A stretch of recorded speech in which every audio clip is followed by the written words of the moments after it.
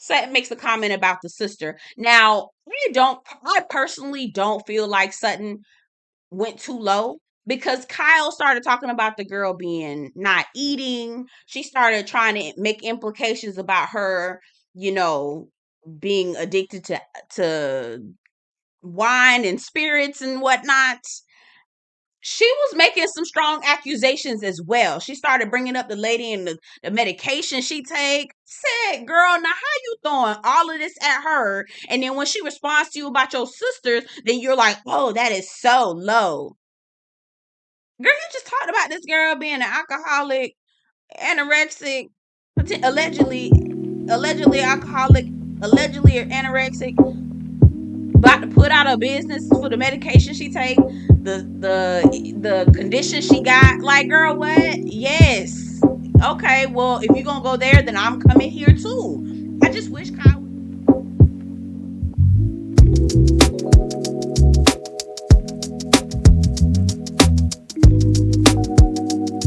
Hey y'all, welcome back to my channel. My name is Belle and this is the Belle Perspective. And today I'm coming at you with another review for the Real Housewives of Beverly Hills.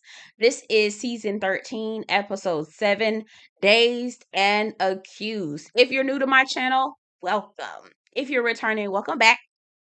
I talk about books, TV, movies, all the things on this channel. So if you're looking for a community in this deep space abyss, you found it right here. Go ahead and subscribe to the channel. Don't forget to like this video before you leave. Let's get into the review. Y'all, Kyle,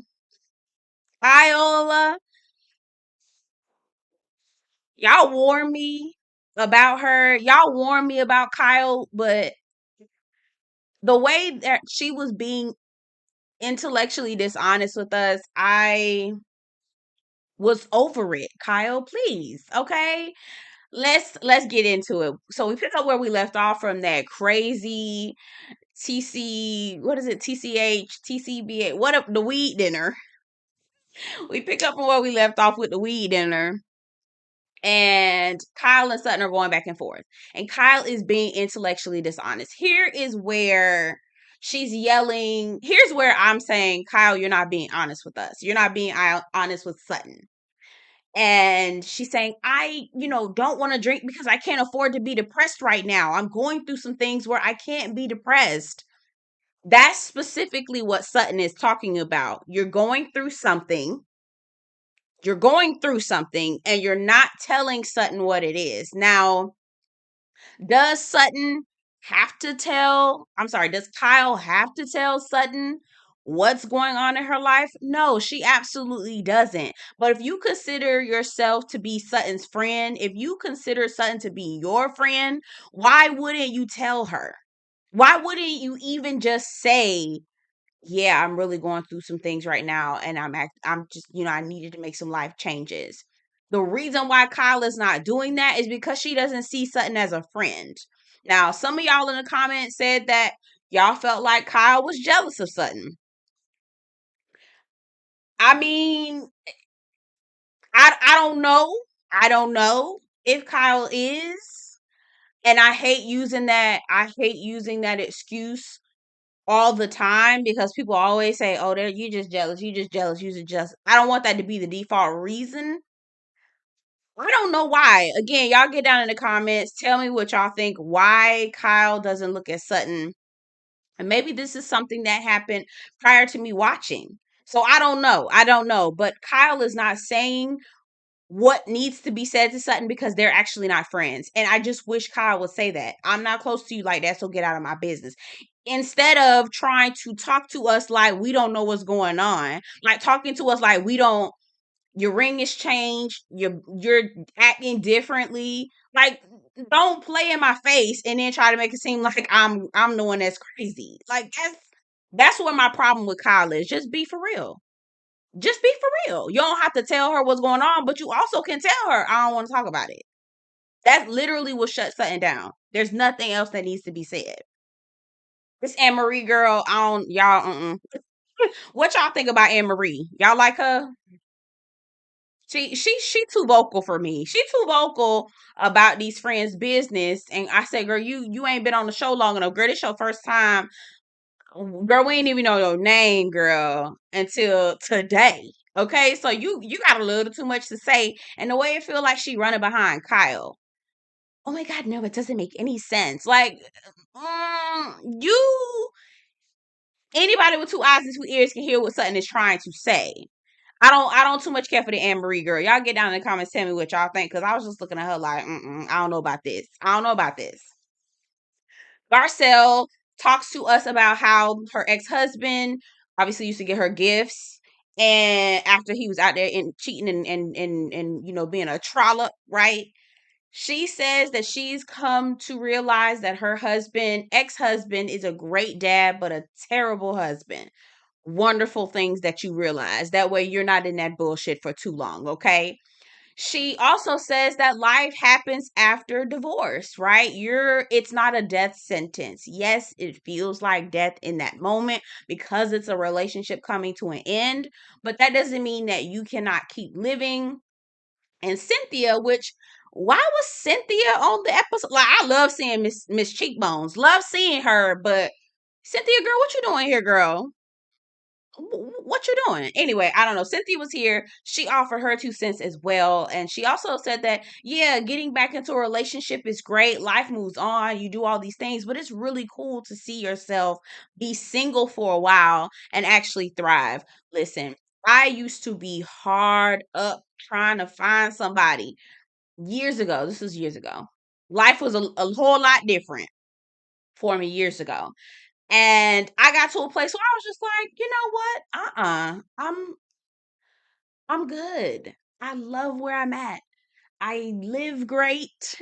I can buy what I want. I can go where I want. I can do what I want. Like, if somebody comes into my life, cool. If they don't, cool. So I'm with Cynthia. I'm with Cynthia. You just got to get to a place where you're just like, child, I don't have I don't have time for the BS anymore. I like being myself and I like being with myself. Peace, cheat, baby. Peace ain't. Who I trade anything in the world for some peace, child. Erika says that she wants to have that, that hard enchanted love. That's what she says she wants. She doesn't want an arrangement again. Say, ooh, Erika, you was in an arrangement. She did clarify. I mean, we already knew it, baby. It was big as day, but she did add to it that she came in to fit Tom's life. She was a placeholder. She was the trophy wife. She came in and played her part.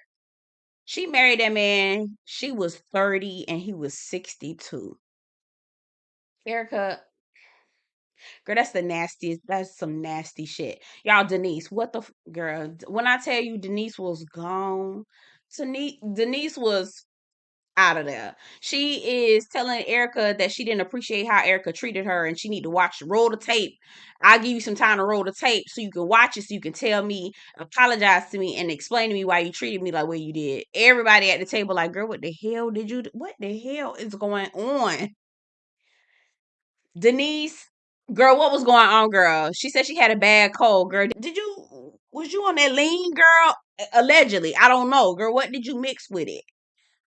What did you mix with that cough syrup, girl? You said you had a bad cold. Was it promethazine, girl? Did you mix it with something, girl? Let us know, girl, because you was in the wind, girl. In the wind, okay? Dorit went over to tell the girl that her jacket was upside down or backwards, and I was getting nervous for Dorit. She was gonna put hands on Dorit for real. Y'all get down in the comments, tell me what y'all think. I was concerned for Dorit. Okay. Now, Sutton, I love you, girly, but come to the front real quick. Now, how you gonna light up? You lighting up a joint at the table, but then you was down to Vegas talking about you ain't like a man's face in the place. Sutton, girl, girl, please. We can't. I cannot with you. I can't, girl. This why they do what they do with you, girl. Okay. I try to go up for you something, but you be tripping. You be tripping, girl. All right, Dorit. Y'all know I don't too much care for Dorit and all her voices. Mama have an accent every other week, y'all. I don't too much care for Dorit. Dorit being messy. She goes up to Kyle, set up the weed party, and she relays the message that Sutton said that, I don't know where Kyle is. Oh, somewhere off being in denial. Kyle flips around immediately. Kyle was like, whew. I mean, she literally, it was like automatic. What did you say about me being in denial? I'm in denial about what? Girl, what are you in denial about? Okay. Sutton was like, Mama, lower your tone, girl. I don't know what you in denial about. Now, again, Sutton, stand 10 toes down if you're going to say it. Say it. If you're going to say she's in denial, say what you think she's in denial about. What do you think she's in denial about? You saying that I'm in denial implies that you have some information on me. I said, Kyle, what is it that you know that you don't want them to know that's out there, that you think that that they have discovered, and that they're about to like hang it over you? Like, is that what y'all were getting from her? Like, Sutton, tell me what you know, because you probably found out information about me that I don't want you to know, but I'm trying to fish to find out if you know what I don't want you to know. Tell me if y'all understand what I'm saying.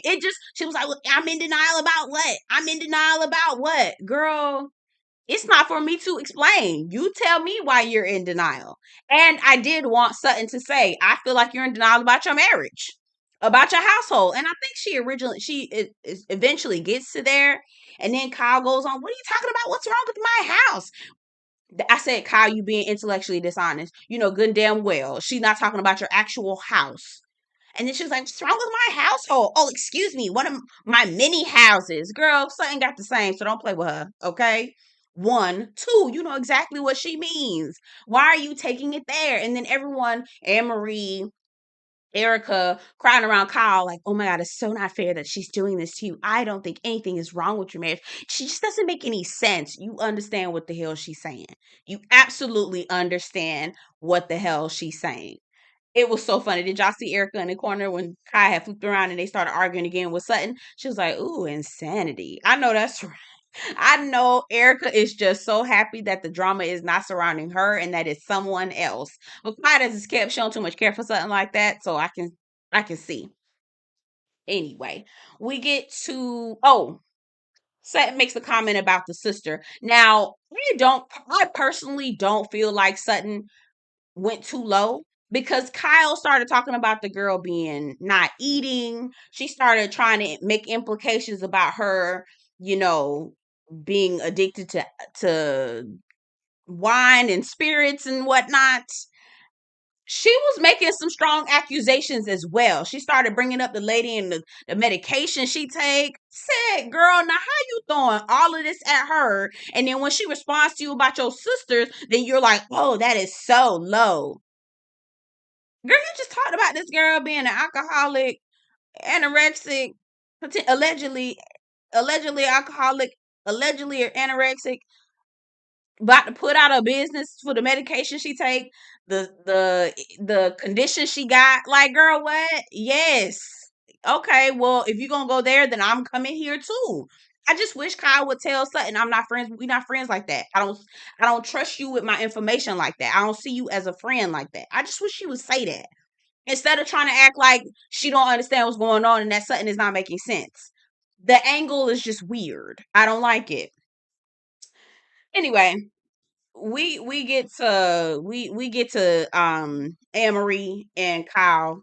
Again, Annemarie doing a whole lot of kissing up to Kyle, and I'm just looking at her like, girl, you doing a whole lot of talking about some people that you don't even know like that. Not like that, like that. And girl, you don't even know Kyle like that. So what and quiet as it's kept, girl, you need to be. She real perky, bright eyed, and bushy tailed, and her husband being accused of. I'd be somewhere crying in the car if my girl. Oh.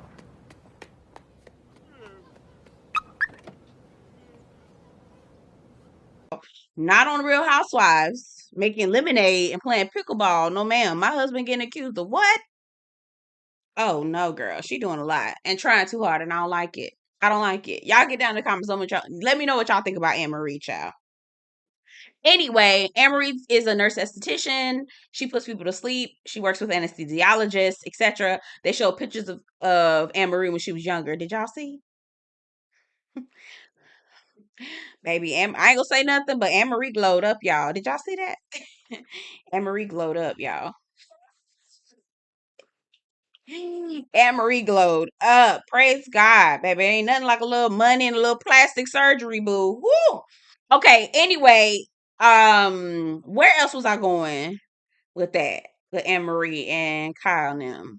That's it, y'all. I don't want to talk. Anyway, Sutton, Denise, Crystal, Garcelle get together to have lunch. They're wrapping up, talking about the whole weed dinner, etc. Denise finally tells us what the hell happened with Erika. I said, girl, you could have said that shit at the table, girl. You should have just said that at the table. Because I was confusion.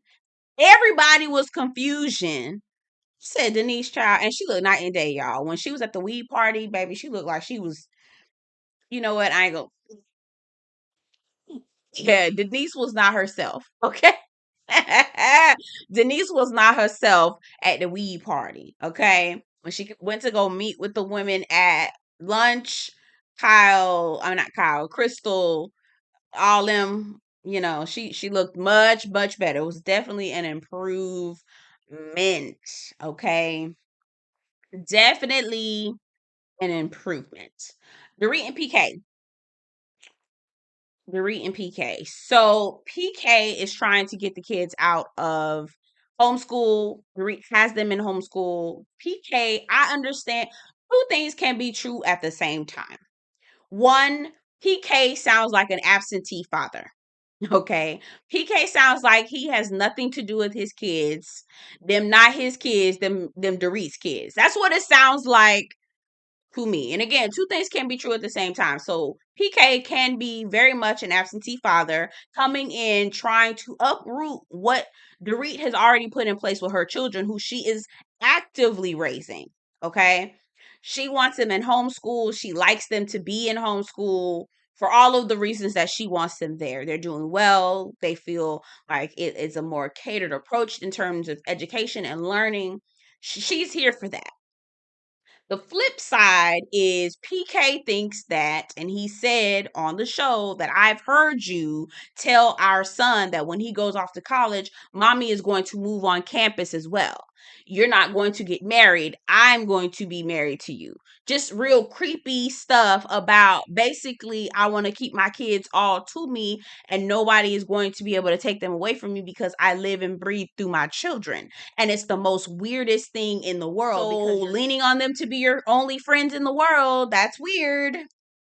That's weird. Weird. Very much weird, Dorit. Dorit always been a weirdo to me, but anyway. So two things can be true. Is she shielding them and sheltering them? Yes, and he wants to pull them out of homeschool so they're not socially awkward. Put them in public school so that they have some socialization, so they're not weirdos and psychopaths. Okay, and not to say that everybody who's a homeschool is a psychopath or anything like that, but you understand you have more access to people who don't necessarily look like you. You can build your confidence. You're able to have a different worldview because you're not always at home with your mama. Okay, so I understand two things can be true at the same time. PK can be an absentee father, and Dorit can be an overbearing, controlling helicopter mom. Okay, two things can be true at the same time. Erika Jane is trying to get her career back going. She want to be on somebody's stage. She want to shake her tail feather on the stage and get paid for it, have a mic in her hand, and have the sex with handsome men. I'm not here. I'm not mad for it. Not mad at it. Go ahead, Erika. Wonderful. Moving on. Last scene. Kyle meets with Dorit and her sister, her other sister, who has now learned that she's an amazing artist, and she started coloring on the walls. I said, now it's amazing to see. It's amazing to see. But sister looked like she was battling with some things. Sister looked like she really truly battled with some stuff, but she looks like she's come out on the other side. So I appreciate that. What else is going on? That's it. That's it. That's it. That's all. My biggest issue, y'all, was with Kyle. My biggest issue was with Kyle. Just say that you do not want to talk about it. That's all you have to do, and that will shut Sutton down. All of this I cannot. That's my pet peeve. You know exactly what I'm saying. You know exactly what I'm talking about. But then you try to deflect and make it about something completely different. When she said what's going on in your household, Kyle responds back, "What's wrong with my house?" You mean what's wrong with all of the houses? Girl, what nobody talking about your house, your actual physical house. No one was talking about that. Nobody was talking about the many houses that you have. That you know exactly what she was talking. That is a pet peeve of mine. Do not play in my face. That is the fastest way for me to stop talking to you. You do that, I'm done. I'm not gonna talk to you anymore because at this point you're not really trying to be for real, and I don't know what else. The goalpost is always gonna move with people like that. And I just yeah. Anyway, get down in the comments. Let me know what you think about the episode, and I will see you guys in the next one. Don't forget to like this video before you leave. Take care.